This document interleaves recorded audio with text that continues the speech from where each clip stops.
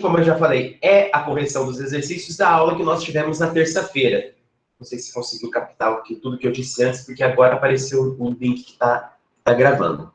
Bom, enfim, então é a correção dos exercícios. Deixa eu compartilhar aqui a tela e vamos dar início, certo? Então tá. Bom, a correção dos exercícios da aula 29 e 30, cujo tema foi Marx. A gente viu como que o Marx faz aquela análise da pobreza, e nessa primeira aula foi uma apresentação sobre os pontos filosóficos do pensamento do Karl Marx, certo? Os outros conceitos, como o conceito de exploração, mais-valia, isso vai ficar a cargo das aulas de sociologia. O que a gente precisa reter dele é essa crítica da filosofia, a crítica sobre essa exploração que o trabalhador sofre, a revolução que ele iria desenvolver, graças ao conhecimento de classe que ele tomaria, certo? Então, começando aqui o nosso exercício 1. Vou colocar aqui o roteirinho, caneta, acho que a caneta dá mais destaque. Então, vamos lá. Então, exercício 1. Indique uma diferença entre o idealismo de Hegel e o materialismo de Marx, certo? Essa diferença que a gente pode citar já está na própria questão, ou seja, o idealismo, o Hegel, ele já defende o idealismo. Para ele existe um espírito que é manifestado na história, onde nós precisamos utilizar, analisar e examinar os fatos do passado para descobrir como que esse espírito, como essa consciência coletiva que está disponível na história, ela se manifesta no mundo. Uma consequência desse tipo de pensamento é que então as revoluções elas não seriam encaradas de forma positiva, porque elas iriam estar comprometendo a ordem social. Por sua vez, o Marx, ele já não acredita tanto nesse idealismo que o Hegel falou, certo? Então a gente pode afirmar que ele acredita na análise da história, desses processos, que para o Marx é uma luta de classes, só que essa história, ela é comandada pela condição financeira e material de cada um dos indivíduos que limita sua consciência. Então, ao invés de ter um idealismo que determina a realidade, para o Marx existe um materialismo. O nosso contexto social, financeiro e econômico iria determinar as nossas maneiras de pensar. E a gente estaria, então, limitado a determinadas condições, a determinados conceitos, graças a essa nossa situação. Então, para Hegel, a consciência é o espírito, a ideia que determina a realidade concreta. Por isso que se fala em idealismo hegeliano. Já para o Marx, essa realidade concreta, ou a material, que determina a nossa consciência, daí o termo materialismo, certo? Alguma dúvida a respeito desses dois conceitos que a gente viu, tanto nas aulas quanto nessa questão específica?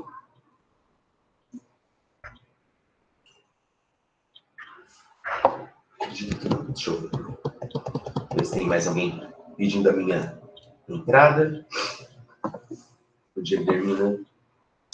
Ok. Então, questão 2.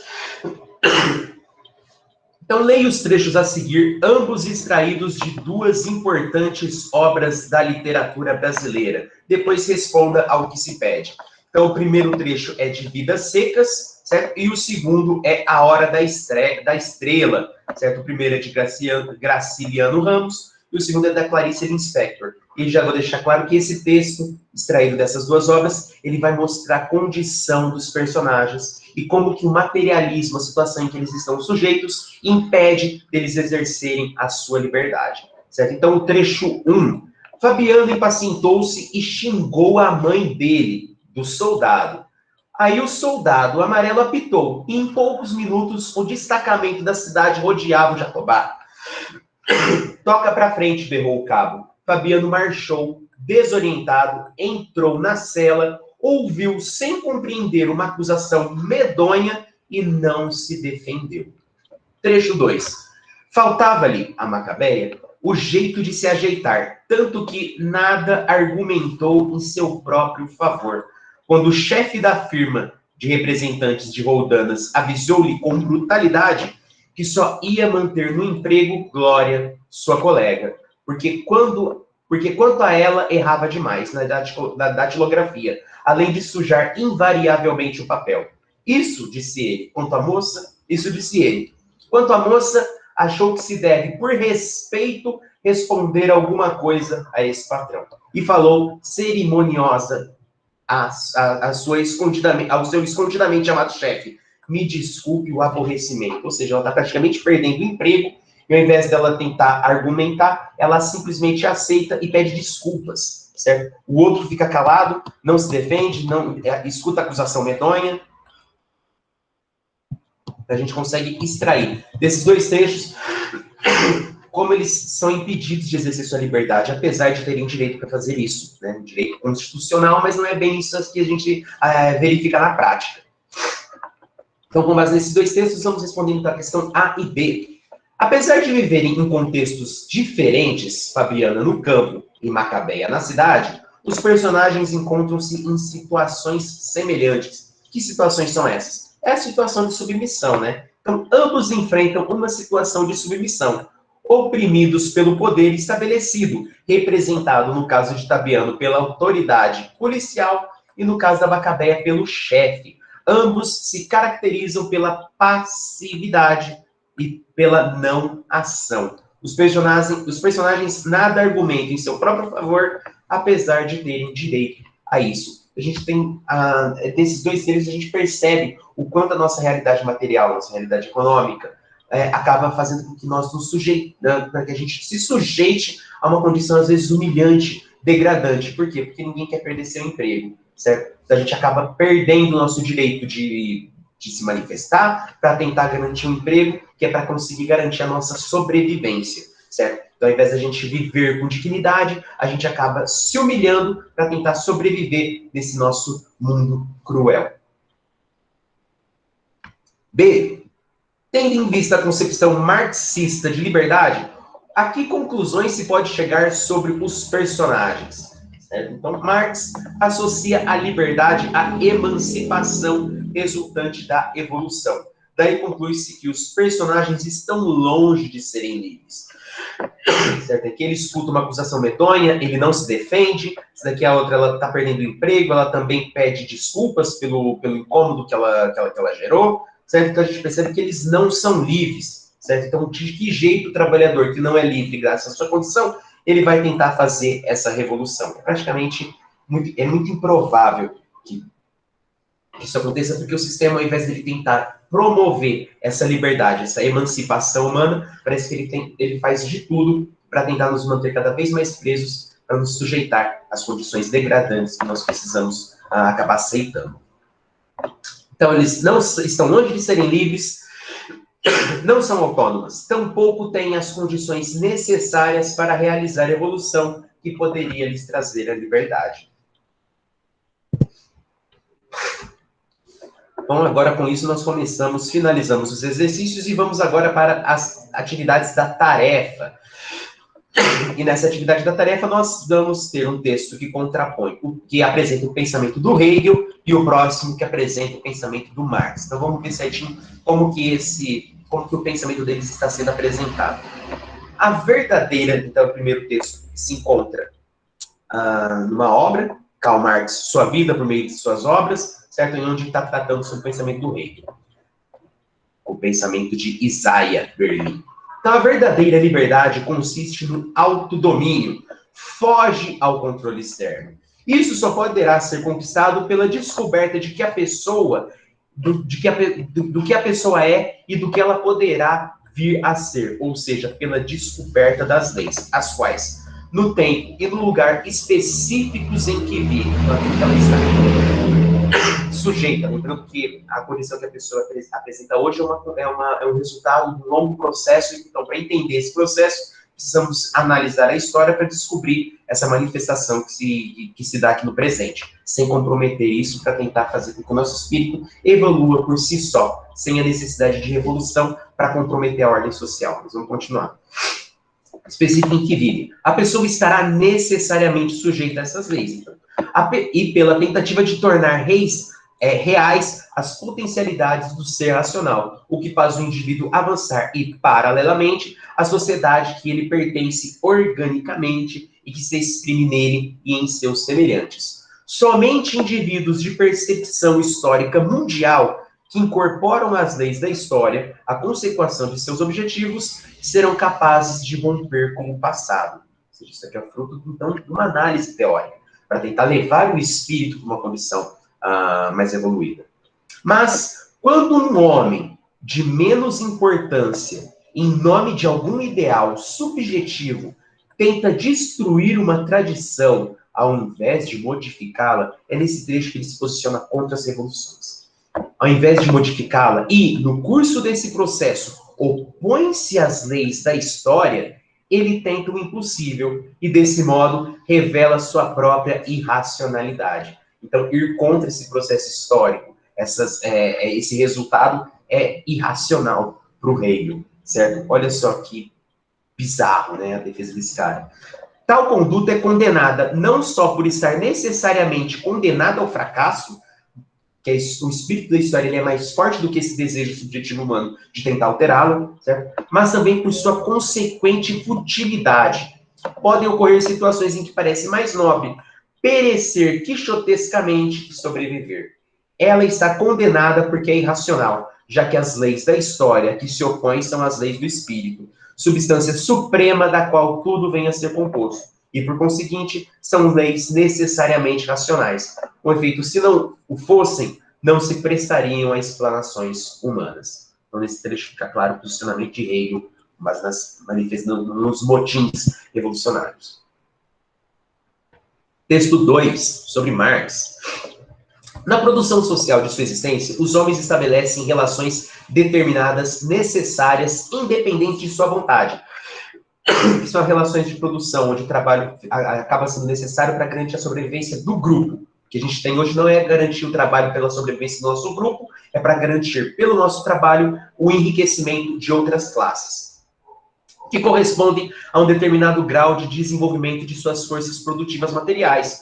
O conjunto dessas relações de produção constitui a estrutura econômica da sociedade, a base concreta sobre a qual se eleva uma superestrutura jurídica e política. Então não existe simplesmente essa relação de trabalho. Essa relação de exploração ela é garantida política e juridicamente pelas leis, certo? Cobrança de impostos foi um exemplo que a gente viu, onde coloca a população pobre na sua condição de ser explorada já pelos impostos cobrados, enquanto os ricos, que têm condições de pagar mais pelos impostos, não fazem.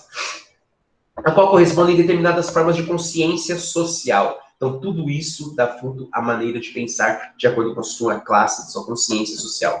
O modo de produção de vida material condiciona o desenvolvimento da vida social. A gente vê aqui como que a vida material influencia na nossa vida social, política e intelectual em geral. Não é a consciência dos homens que determina o seu ser, é o seu ser social que, inversamente, determina a sua consciência. É exatamente nesse ponto que a gente percebe a inversão em detrimento do pensamento que Hegel defende.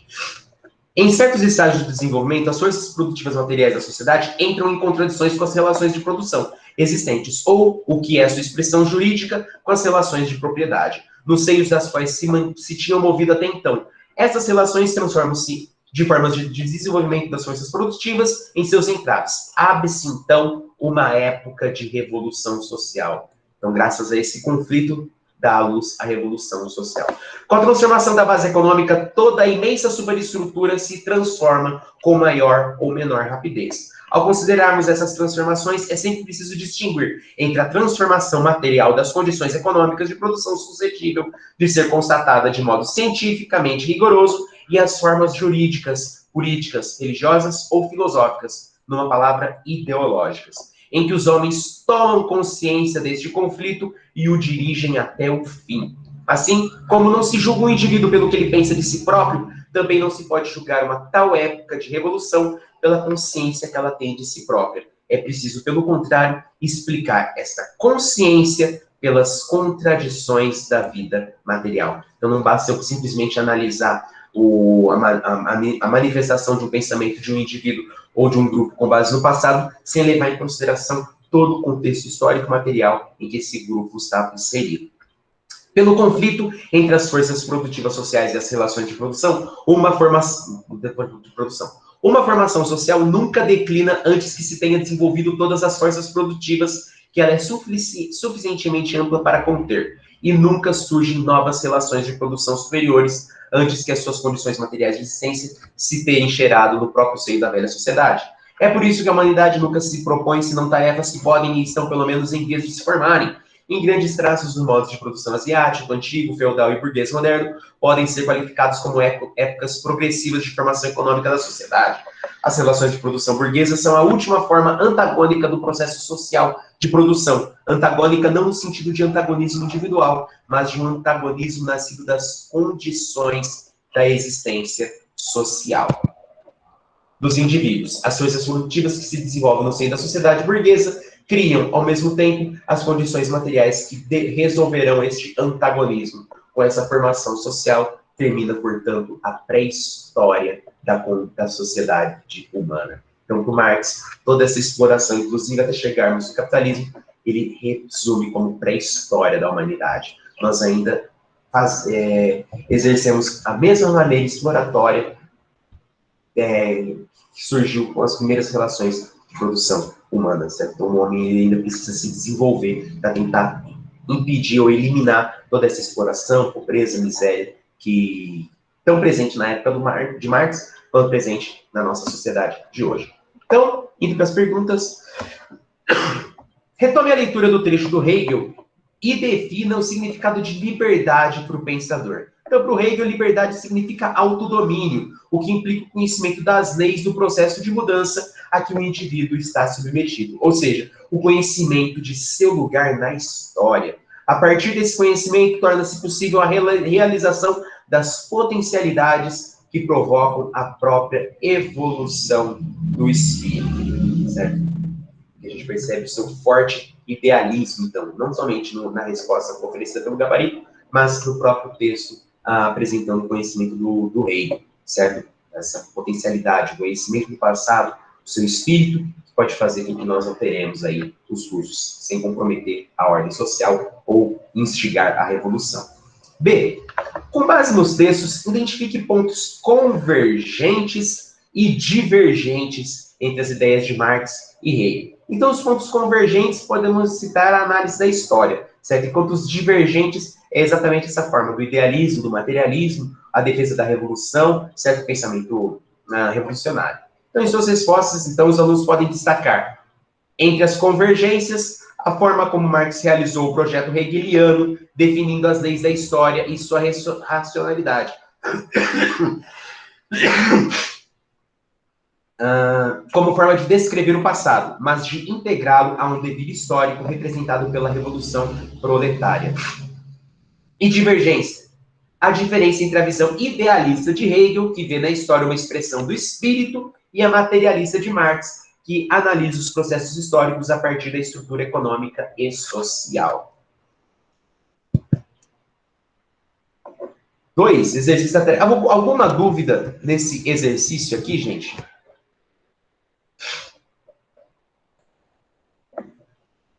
Não?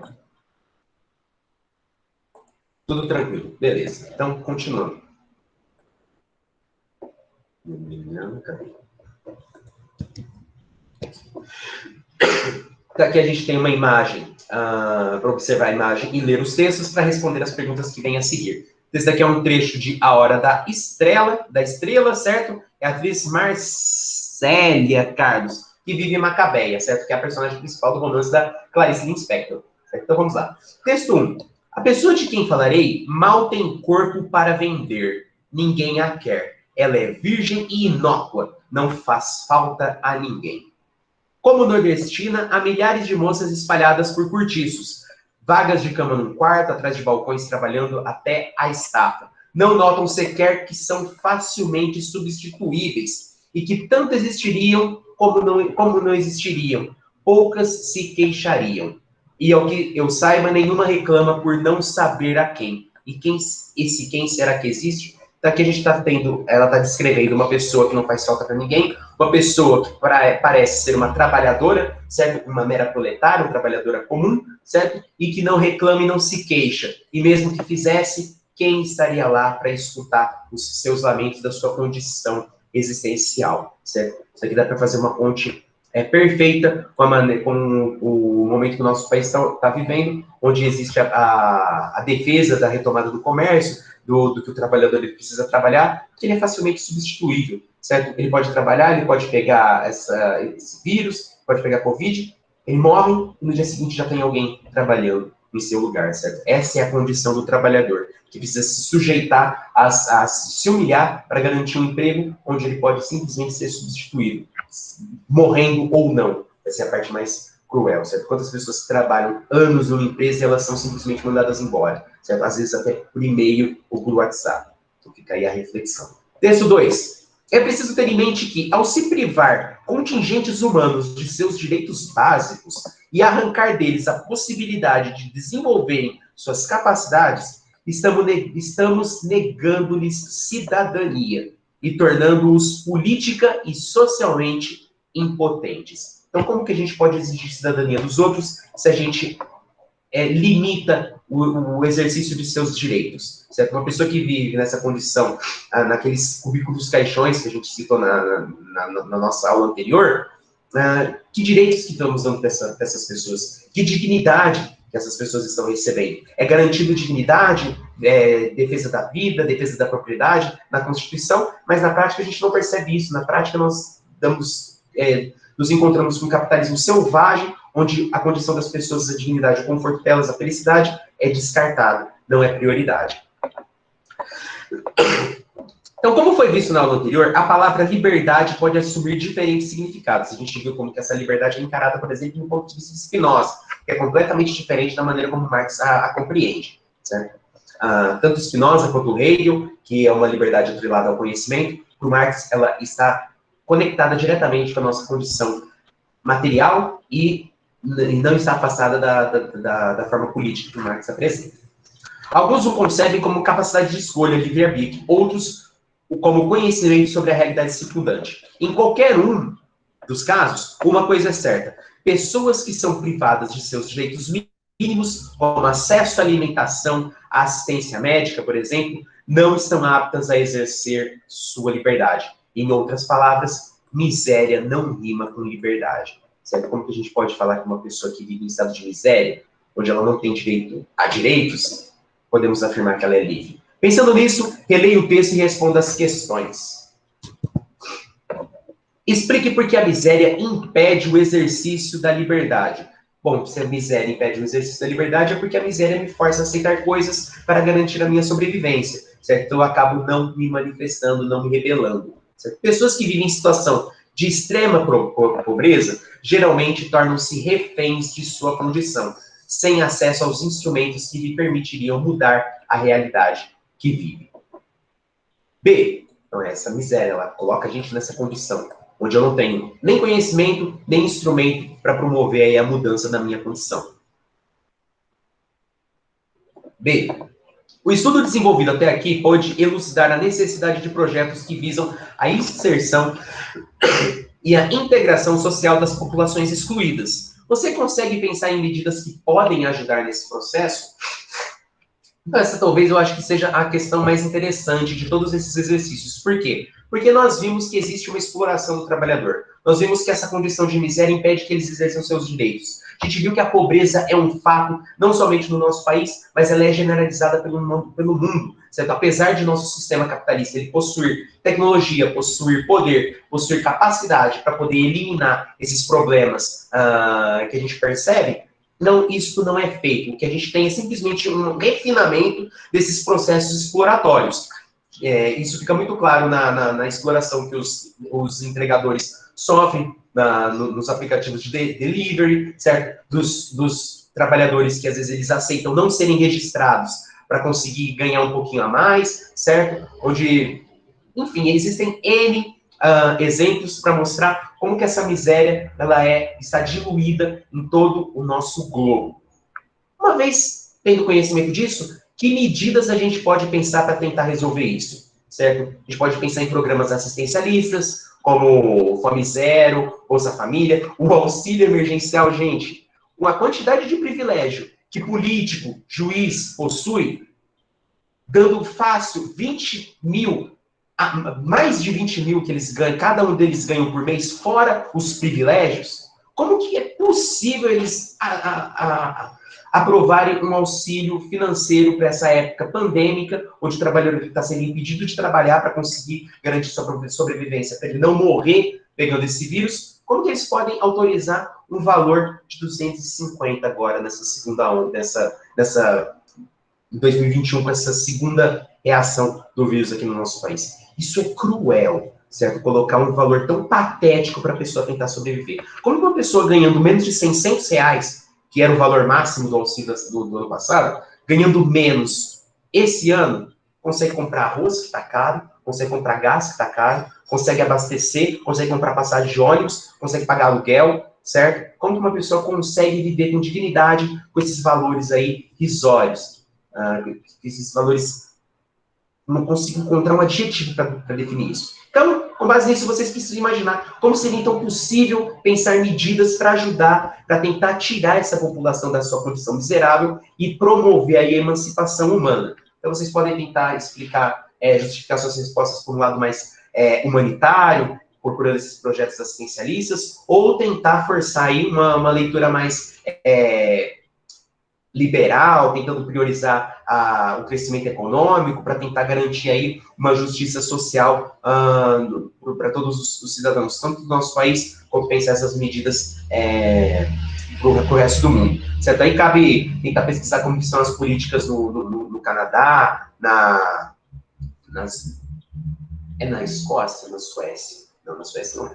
Na Irlanda, enfim, Escócia. Enfim, a gente pode pegar também os exemplos dos outros países que eles fizeram para tentar fazer isso, mas a gente precisa também analisar como que essas medidas que dão certo nos outros países daria certo no Brasil, porque o Brasil é um caso, é um estudo de caso, né? Bom, enfim, então aí vocês podem responder lá para mim no plural, ou se alguém quiser dar alguma ideia, pode afirmar, pode apresentar agora também. Enquanto isso, eu vou ler do gabarito para vocês.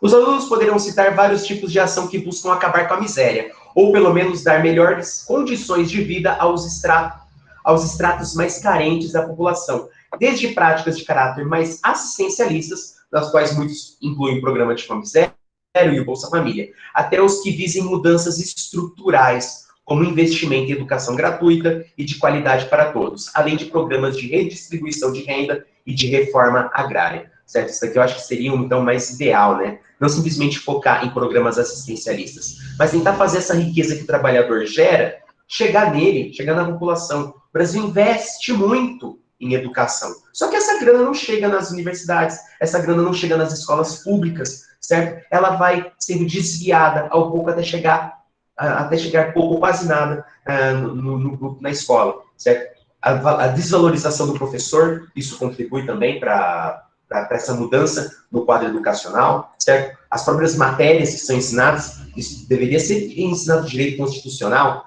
nas escolas, para as pessoas terem direito, para terem conhecimento de seus direitos, seria uma coisa de se citar também, certo?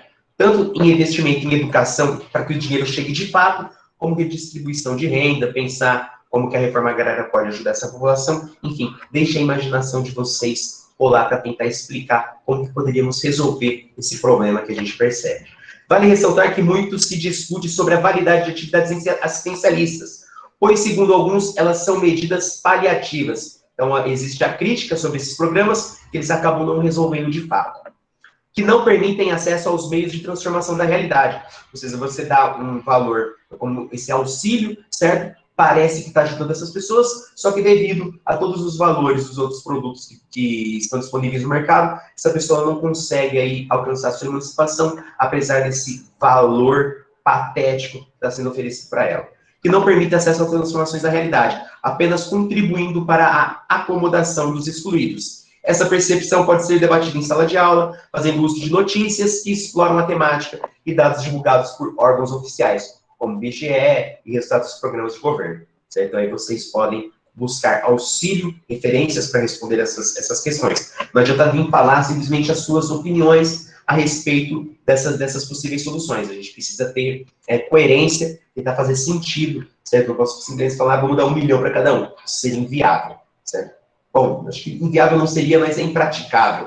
Acho que nenhum rico, o Elon Musk, com certeza não iria querer dar aí uma parte da sua absurda riqueza para a população. E mesmo que isso se acontecesse, se a gente desse dinheiro para as pessoas, basta o aumento absurdo dos preços para fazer com que esse dinheiro ele perca o seu valor, certo? Então, R$100 hoje não é o mesmo R$100 do passado, certo? Um filme muito bom que trata disso é O Preço do Amanhã, certo? Onde as pessoas elas param de envelhecer, só que elas possuem um tempo que corre e elas precisam trabalhar para ganhar tempo para continuar vivendo, certo? Aí o cara consegue roubar dinheiro, que é o tempo, para dar para os pobres, só que aí os preços aumentam, então a condição do pobre não muda de fato, certo? Então, às vezes, não é simplesmente o dinheiro que vai resolver a situação. Existe uma série de coisas envolvidas nesse nosso sistema que impede a emancipação do ser humano, que impede sua liberdade. Leitura complementar, será que dá tempo? Nossa aula vai até que horas?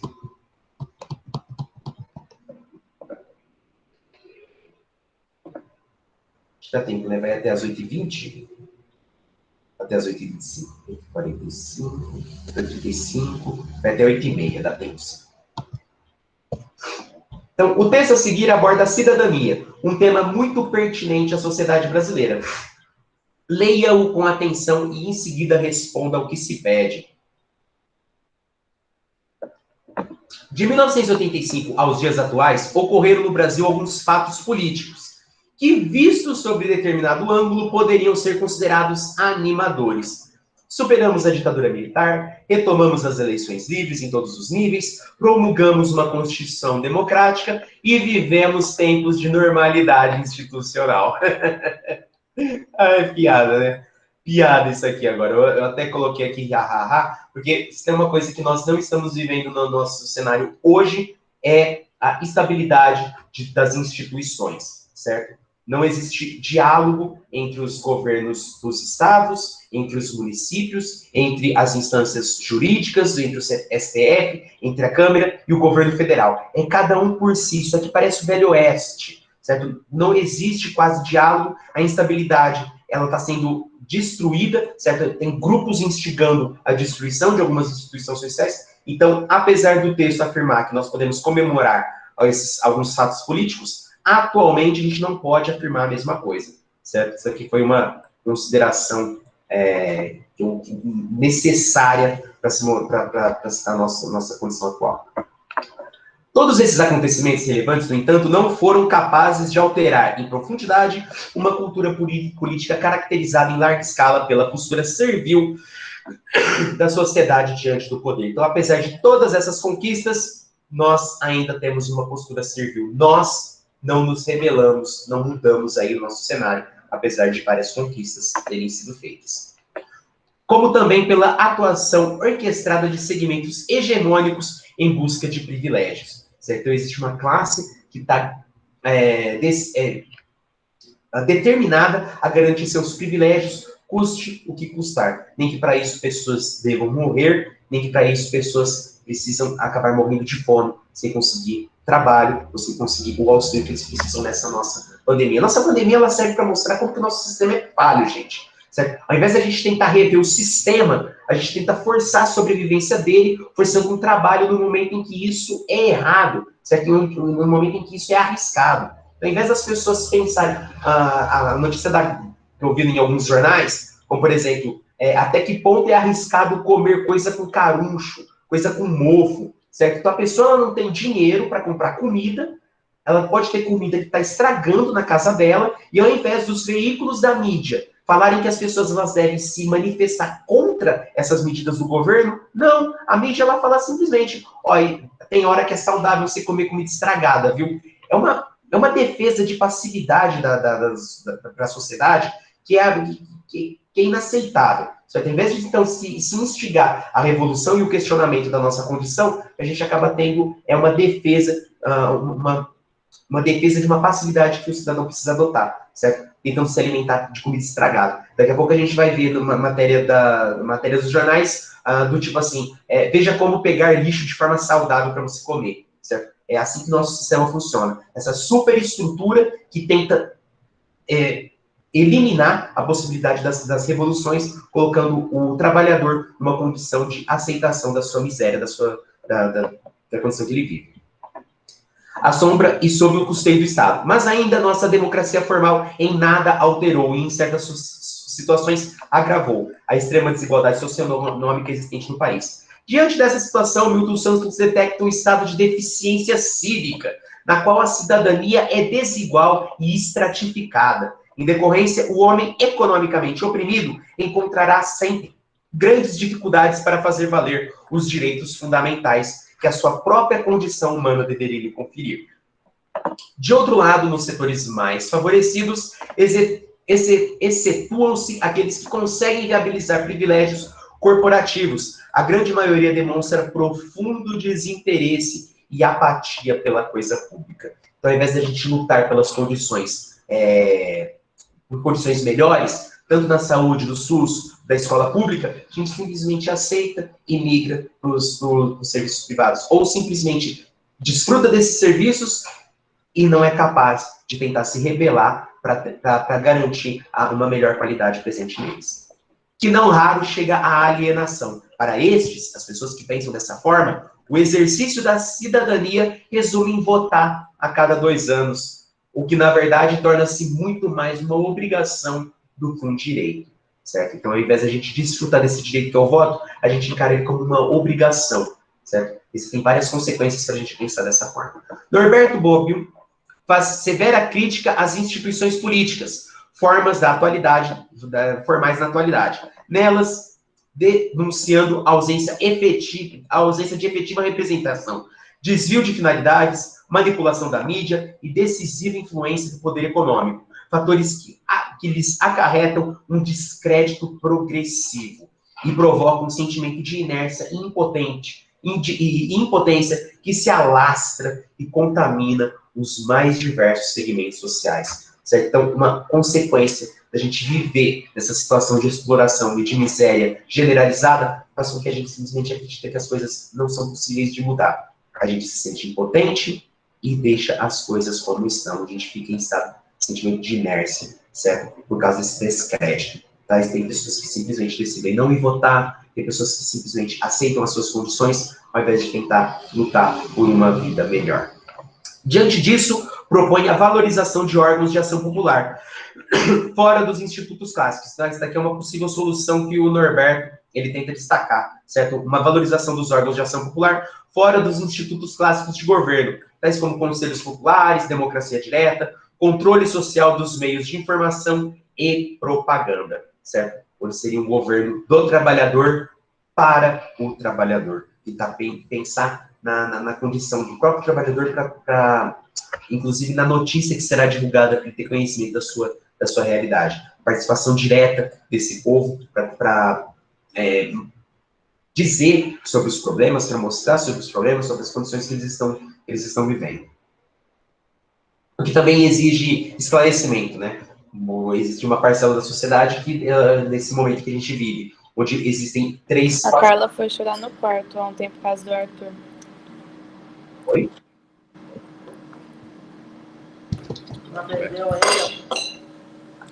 Alguém está com o microfone ligado. Sou eu.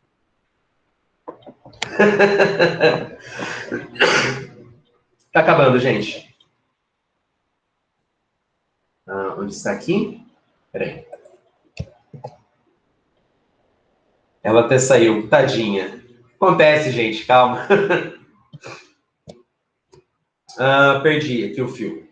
Certeza daqui é uma possível solução que ele destaca. Desse modo, é necessário que a sociedade organizada, não consigo ler aqui, um poder que seja capaz de estabelecer controle sobre os demais poderes. É a sociedade que deve controlar esses órgãos, essas instituições. Não é o povo que tem que temer o governo tem que temer o povo, certo? A atual Constituição brasileira, em seu artigo 1º, legitima tal possibilidade à medida em que atribui ao povo um poder soberano. Na prática, não é isso que acontece, né? Tenta criticar o governo, você vê.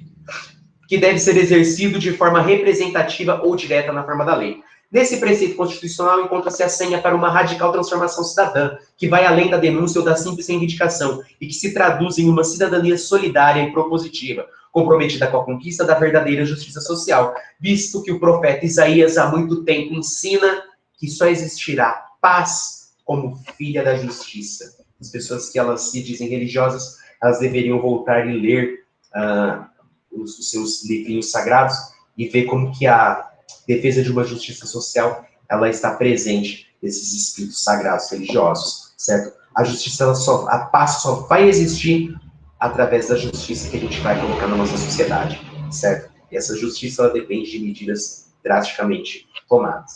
Contudo, essa verdadeira revolução sociopolítica só ocorrerá quando o conjunto da sociedade tiver plena consciência de que a cidadania não é algo posto ou determinado, e sim o fruto de um processo educativo a ser permanente construído e aperfeiçoado. Para tanto, as escolas precisam deixar de ser agências que tão somente transmitem saberes curriculares e estanques e dissociados. A escola não pode simplesmente se concentrar em transmitir conteúdo ou se concentrar em fazer os alunos passarem nos vestibulares para chegarem nas universidades, para, no final, servir ao mercado de trabalho, ao mercado financeiro e serem explorados, como sempre aconteceu. A gente precisa tentar desenvolver essa consciência crítica, esse questionamento, para tentar promover aí a mudança cidadã na nossa condição, na nossa dignidade, na nossa vida. As universidades não podem se converter em apenas instituições homologadoras de certificados que validam o exercício de certas profissões. Os meios de comunicação, concessões públicas que são, não podem descartar sua responsabilidade educativa. Imagina, como que um veículo de comunicação vai falar se é saudável ou não você comer comida estragada? Não é esse o foco do problema. O foco do problema é que a pessoa não está tendo dinheiro para comprar comida boa, não está tendo dinheiro para comprar comida com prazo de validade valendo, certo? Arvorando-se a condição de empresas privadas e regidas pelo mercado, para justificar e estimular o consumismo aético e devastador. A educação para a cidadania pressupõe um cidadão multidimensional e complexo, como define Edgar Amorim, ou seja, altivo, solidário, consciente, crítico, participativo e capaz de se organizar coletivamente. Vislumbra-se assim uma prevalência do cidadão global, que na visão de Falk, aquele que almeja direitos e deveres ainda não estabelecidos e luta para criar uma ordem civil global como um projeto de futuro. Certo? Com base nesse texto que a gente leu em nossa aula, já está acabando, já vou liberar vocês. Então, com base nas informações vinculadas pelo texto e em seu conhecimento de mundo, diga se é possível estabelecer alguma relação entre cidadania e ética. Claro, a gente viu isso em todo o conteúdo desenvolvido na aula sobre Marx. Na medida em que o exercício da cidadania depende da liberdade de autonomia, podemos afirmar que ele só constitui uma atividade ética e que há, portanto, uma estreita relação entre o cidadão e o sujeito ético. Os alunos poderão se referir às concepções de cidadania de pensadores como os que são citados no texto, Edgar Amorim, o Richard Falk, que colocam a consciência crítica e a capacidade de ação transformadora como principais características do cidadão. E com isso, nós finalizamos nossa aula de sociologia. Pessoal, agradeço aí a presença de vocês, certo? E até a próxima. Alguma dúvida?